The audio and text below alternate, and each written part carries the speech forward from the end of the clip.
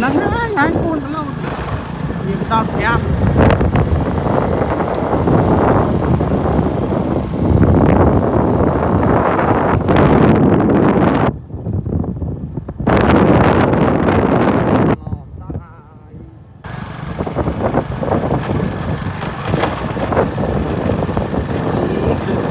châu thái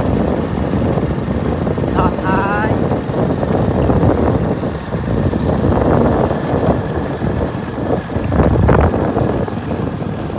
kiệt pha cácสถานที่อุดมเฉินนะไหม Chim chưa thật cô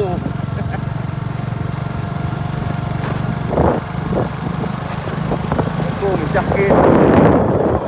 hai mòn tích nhỉ chim cô anh cần ăn chim cái kinh ra chim là thật cô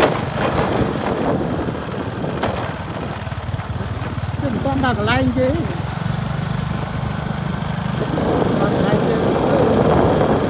chơi nhớ đừng lại chơi nhớ